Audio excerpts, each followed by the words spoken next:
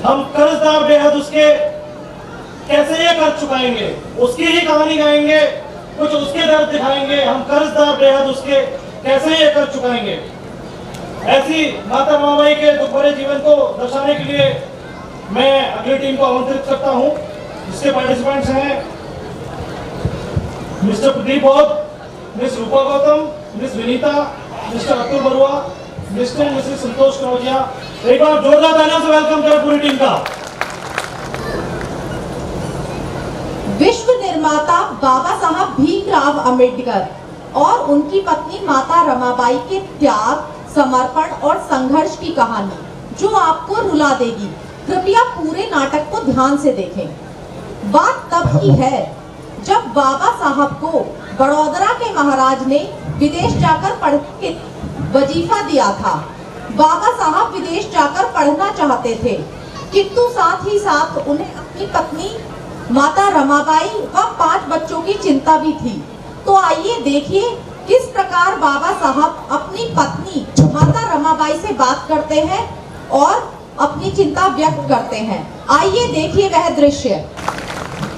रमा, मैं यहाँ हूँ साहब। रमा, बड़ौदा के महाराज ने मुझे विदेश जाकर पढ़ने के लिए वजीफा दिया है। अरे वाह साहब, ये तो बहुत खुशी की बात। हाँ रमा, बात तो खुशी की है, लेकिन जब मैं तुम्हारी तरफ देखता हूँ तो मुझे चिंता होने लगती है।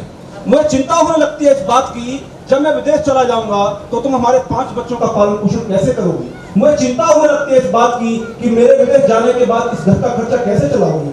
मेरे पास इतने रुपए भी नहीं है कि मैं तुमको देकर चला जाऊं ताकि तुम घर का खर्चा चला सको। रमा, मेरी चिंता मुझे कमजोर कर रही है, मुझे विदेश जाने से रोक रही है। रमा, तुम ही बताओ, क्या मुझे विदेश जाना चाहिए? हाँ साहिब, ये बात बिल्कुल सच है कि हमारे पास 5 बच्चे हैं, कमाई का कोई साधन भी नहीं है और आप ही मुझे कोई जमा पूंजी देकर नहीं जा रहे हो जिससे मैं इस परिवार का लालन पोषण करूँ।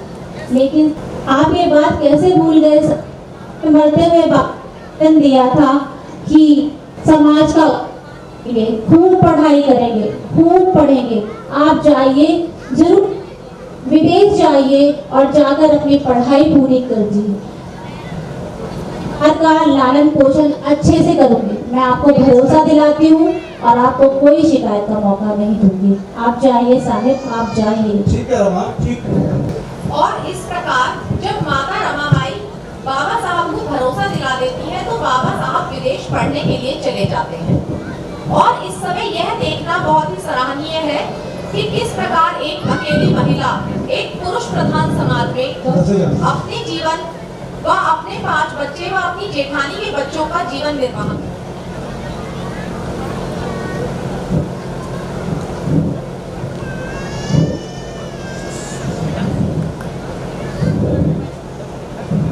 रमा, तू कहाँ चली गई थी बिना बताए? कुछ बताकर भी नहीं गई। बच्चे कितने परेशान हो रहे थे तुझे देखने के लिए। और देख, दामोदर की तबीयत कितनी खराब हो गई है। क्या बताऊं साहिब, कौन ताई, मैं काम की तलाश में गई थी, किसी के आगे कि मैं खुद ही कुछ काम ढूंढूं, इसलिए मैं गलियों में आया और उसके उपले बनाए, उनको खाया और बाजार में बेच के आई हूँ। और अब घर कुछ सामान भी लाई हूँ, शायद उससे कुछ हो जाए। अगर तेरे पास कुछ पैसे बचे हैं तो देख, इसकी तबीयत कितनी खराब हो गई है, इसके लिए दवाई लेके आ जा। अच्छा ताई, मैं इसको डॉक्टर को दिखा के लाती हूँ। तो देखिए वो क्या हुआ है, देखिए सब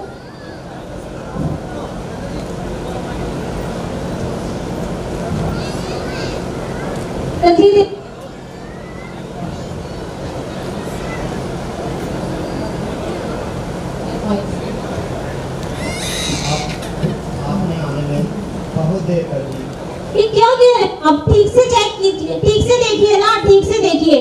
अब ये बच्चा इस दुनिया में नहीं रहा। नहीं, आप एक बार ठीक से देखिए। ध्यान रखिए, अब ये बच्चा इस दुनिया में नहीं रहा। आपने यहाँ आने में बहुत देर कर दी। दामोदर, दामोदर,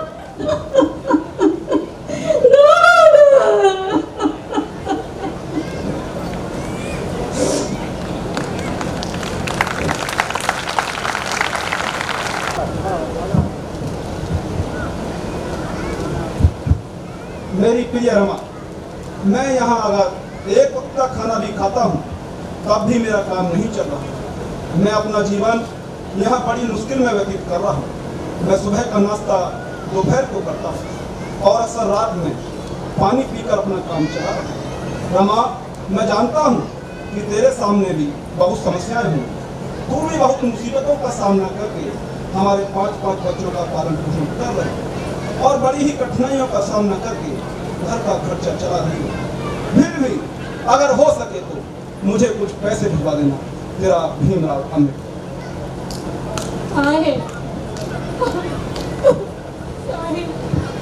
साहब, मेरे साहेब भूखे सो रहे हैं और यहाँ पर मेरे बच्चे इलाज के अभाव में मर रहे हैं और मैं कुछ भी नहीं कर पा रही हूँ। मैं क्या करूँ? लेकिन मुझे हार नहीं माननी है। मुझे साहेब को पैसे भेजने पड़ेंगे। मुझे साहेब की पढ़ाई में बाधा नहीं बनना है। मैं साहेब को पैसे जरूर भेजूंगी साहेब को पैसे।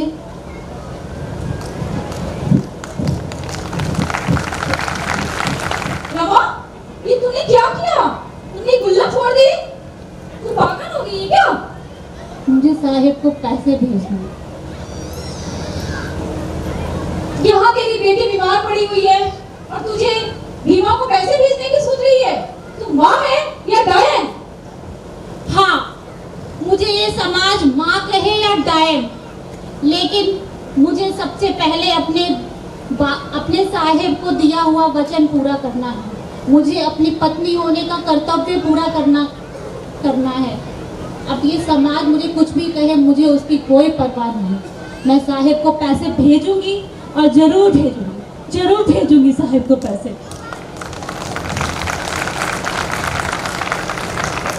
और इस प्रकार माता रमाबाई ने फैसला किया और बड़ी मुश्किल से जुटाए हुए पैसों को बाबा साहब को भेज दिया।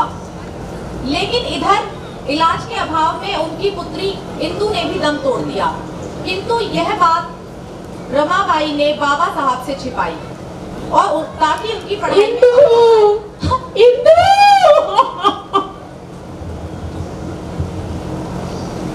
कुछ वर्षों बाद बाबा साहब विदेश से पढ़कर अपने घर आते हैं और अपने बच्चों को बुलाते हैं। आइए देखते हैं वह दृश्य।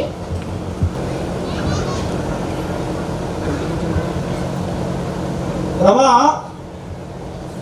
गंगाधर, इंदु, अरे कहाँ हो बच्चों? दिखाई नहीं दे रहे। रमा। अरे साहेब, आप आ गए? हाँ, मैं रमा आ गया। आपने बताया नहीं, खबर नहीं की। रमा, मैंने खत भेजा था, शायद आपको मिला नहीं होगा। अच्छा, ठीक है, आप बैठिए, मैं पानी लाती हूँ। मैं पानी लाती हूँ। अरे भीमा, तुम आ गए? हाँ भाभी, मैं आ गया। इंदु और गंगाधर इस दुनिया में नहीं रहे। क्या? तुम्हारी पढ़ाई में कोई दिक्कत ना आए, इसलिए रमा ने तुम्हें ये बात नहीं बताई। रमा, रमा, ये तूने क्या किया? रमा, ये तूने क्या किया? मेरा बच्चा की मौत की खबर भी मुझे नहीं भेजी। रमा, ये तूने क्या किया? ये तूने क्या? मत रो माँ। मेरी पढ़ाई में कोई दिक्कत ना आए, तूने कितना किया? तूने कितना संघर्ष किया? तूने कितनी मुसीबतों का सामना किया? रमा, रमा, तू धन्य है। तू धन्य है। तू धन्य है। और इस प्रकार कुछ दिनों बाद अनुबंध के अनुसार बाबा साहब बड़ौदा के महाराज के यहाँ नौकरी करने चले जाते हैं। माता रमाबाई इस बात पर खुश होती हैं और अपनी जेठानी से बात करती हैं। आइए देखते हैं वह दृश्य। ताई, अब तो साहेब विदेश से पढ़ाई करके आ चुके हैं। हाँ, अब बड़े अधिकारी भी बन गए हैं। बिल्कुल सही कहा तुमने माँ। उनको बहुत अच्छी तनख्वाह भी मिलेगी और हमारे बच्चे नए नए वस्त्र पहनेंगे। बिल्कुल सही। और सबसे बड़ी बात तो ये है ताई कि हमारे बच्चे भूखे नहीं सोएंगे। हाँ रमा, सब कुछ अच्छा होगा रमा। हाँ ताई, हमारे दुख के दिन खत्म हो जाएंगे ताई, है ना ताई? अब हम सब खूब अच्छे से इस परिवार में खुशहाल से रहेंगे, है ना ताई? हाँ बिल्कुल। हमारे खुशी के दिन आ गए ताई, हमारे खुशी के दिन आ गए। तूने बिल्कुल सही कहा रमा। आइए देखते हैं बड़ौदा के राज्य का वह दृश्य जहां बाबा साहब नौकरी करते हैं।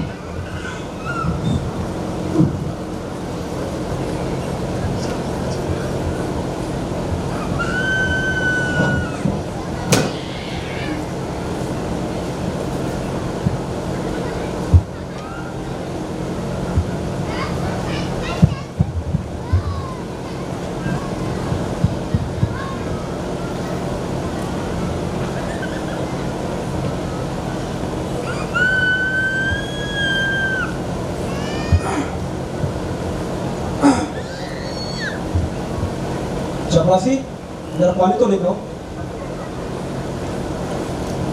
चपरासी, जरा पानी तो लेकर आओ।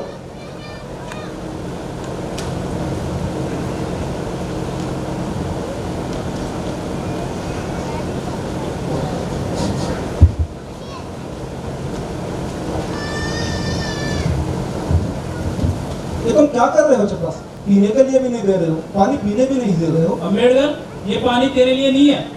क्यों? मेरे लिए क्यों नहीं? तू इससे पानी नहीं पी सकता। क्यों नहीं पी सकता? अगर तू इससे पानी पिएगा तो हमारा धर्म भ्रष्ट हो जाएगा। तुम्हारा धर्म कैसे भ्रष्ट हो जाए? मैं भी इंसान हूँ, तुम भी इंसान हो। इस पानी पी लूंगा तो धर्म कैसे भ्रष्ट हो जाए? अम्बेडकर, तू हमसे पढ़ा लिखा होगा, हमसे बड़ा अफसर होगा, पर आज भी हमारे समाज की दृष्टि में तू एक शूद्री है और एक अछूती है। तू कभी भी इससे पानी अगर पिएगा तो हमारा धर्म भ्रष्ट हो जाएगा। और आज मैं तो ये पानी पीने नहीं दूंगा, चाहे तो मुझे नौकरी से निकाल दे। ये कैसा धर्म है तुम्हारा? ये कैसा धर्म है तुम्हारा जो इंसान को इंसान से नफरत करना सिखाता, जो इंसान में भेद करता? ये कैसा धर्म है? तुम इस धर्म के नशे में अंधे होकर शैतान बन गए हो। तुम्हारे अंदर से मानवीय गुण खत्म हो गए हैं। ये कैसा धर्म है तुम्हारा? ये कैसा धर्म? मुझे नहीं रहना तुम जैसे शैतानों के बीच में, मुझे नहीं रहना ऐसी व्यवस्था में जहां लोग इंसान को इंसान नहीं मानते। मुझे नहीं रहना।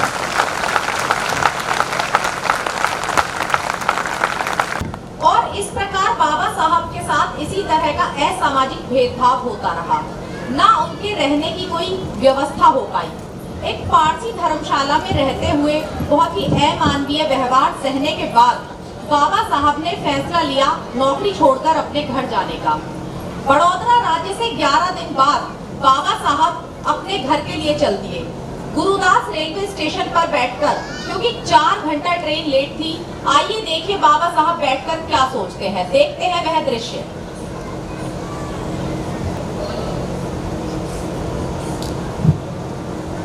मैं तो सोचता था कि मेरे समाज के लोग पढ़े लिखे नहीं, फटे पुराने कपड़े पहनते हैं। शायद ये लोग इसलिए मेरे समाज के लोगों से नफरत करते हैं। मेरे समाज के लोग झुग्गी झोंपड़ियों में रहते हैं, गंदे रहते हैं। शायद इसलिए ये लोग मेरे समाज के लोगों से नफरत करते हैं। लेकिन मैं तो अमेरिका और इंग्लैंड से पढ़कर आया हूँ। मेरे पास बड़ी बड़ी डिग्रियां हैं, मैं कोट पैंट पहनता हूँ, मैं एक बड़ा अधिकारी भी हूँ। उसके बाद भी मेरे साथ ऐसा भेद हुआ। ये कैसी व्यवस्था जो इंसान को इंसान नहीं समझती? एक बड़ा तबका, मेरा समाज सदियों से इनकी धार्मिक और सामाजिक गुलामी में चक्की में पिसता हुआ आ रहा है। मेरा समाज, मेरा समाज, मेरा समाज।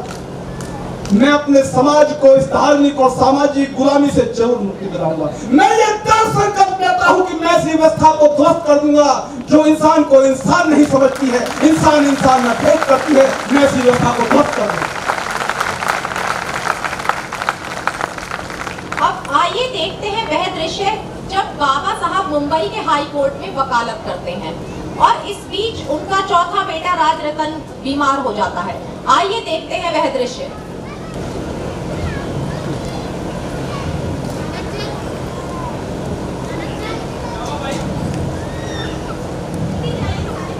क्या हुआ?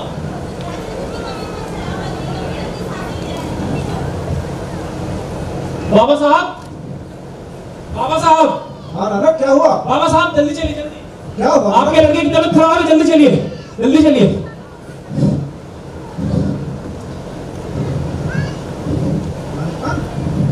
राजरतन, ये बोल तो लिया। राजरतन, राजरतन, राजरतन, राजरतन, राजरतन, राजरतन, बेटा, वो, जा बेटा, ये भी दुनिया में नहीं रहा। नहीं नहीं नहीं नहीं, सारे बच्चे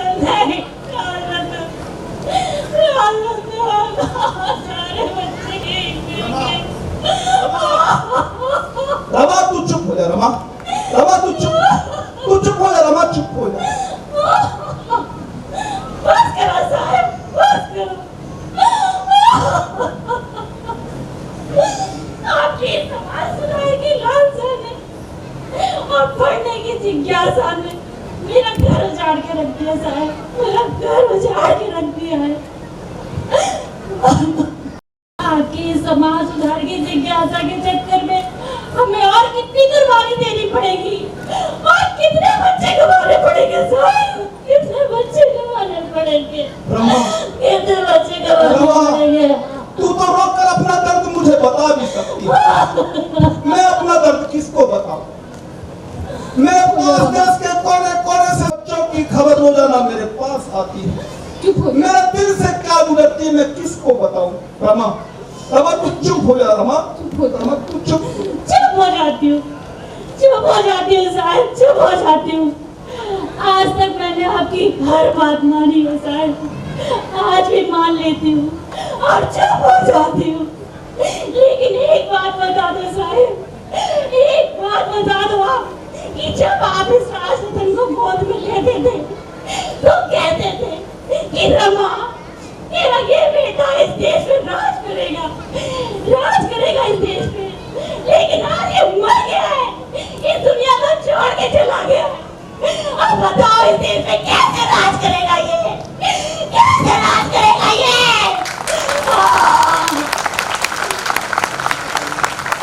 रमा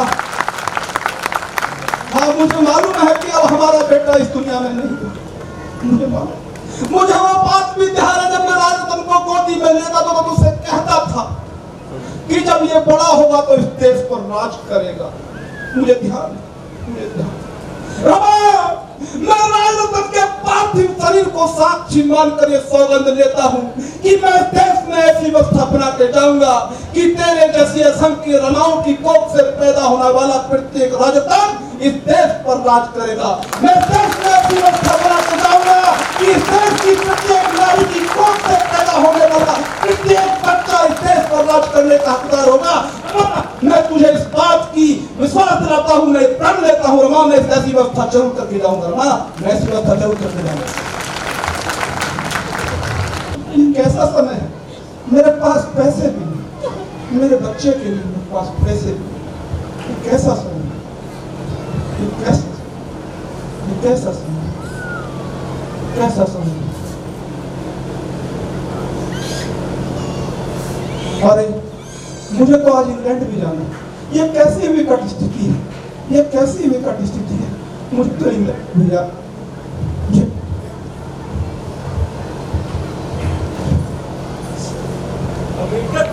ये क्या कर रहा है तू? यहाँ तेरे बेटे की लाश पड़ी है और तुझे विदेश जाने की सोच रही है?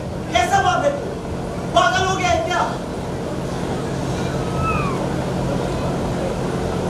हाँ दादा, ये पागलपन ही तो है।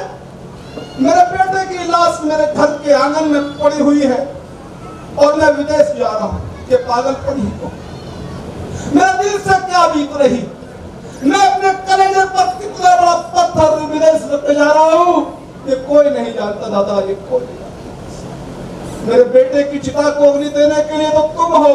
यहाँ बहुत लोग हैं जो मेरे बेटे की चिता को अग्नि दे सकते हैं, लेकिन यदि मैं आज इंग्लैंड नहीं गया तो गांधी और कंपनी के लोग मेरे समाज के करोड़ों करोड़ों बच्चों को मौत के घाट उतार देंगे, उन्हें अधिकारों से वंचित कर देंगे, उन्हें सदा सदा के लिए शोषण की भट्टी में झोंक देंगे। दादा मुझे इंग्लैंड जाना होगा, मुझे मेरे समाज के लोगों के लिए बोलना होगा, उनके लिए लड़ना होगा, उनको अधिकार दिलाने होंगे, सदियों की इस गुलामी से उनको मुक्ति दिलानी होगी। दादा मुझे जाने दो, दादा मुझे जाने दो। तेरी ये कुर्बानी ये कोई याद नहीं रखेगा। तू मत जा मेरे भाई, मत जा। दादा मुझे नहीं मालूम कि कोई मेरी कुर्बानी को याद रखेगा या नहीं रखेगा, मुझे नहीं मालूम, लेकिन मुझे इतना जरूर मालूम है कि इतिहास इस दिन को याद रखेगा। इतिहास याद रखेगा कि एक ऐसा अम्बेडकर भी था जिसके बच्चे की लाश उसके घर के आंगन में पड़ी हुई थी और वो विदेश जा रहा था। इतिहास याद रखेगा कि एक ऐसा अम्बेडकर भी था जिसने अपना सुख चैन नींद खोकर अपने समाज के लिए दिन रात लड़ा। ये याद रखेगा इतिहास कि एक ऐसा अम्बेडकर था जो अपनी जिंदगी की आखिरी सांस तक अपने समाज के लोगों के लिए लड़ता रहा। दादा, यदि मैं आज इंग्लैंड नहीं गया तो मैं अपने आप को कभी माफ नहीं कर पाऊंगा, मैं अपनी आंखों से आंखें नहीं मिला पाऊंगा। मुझे जाने दो दादा, मुझे जाने दो, मुझे जाने दो दादा, मुझे जाने दो, मुझे जाने दो दादा, मुझे जाने दो, मुझे जाने दो। कोई नहीं रोकेगा साहेब को, जाने दो, इनको जाना होगा। जाओ आप, जाओ जाओ।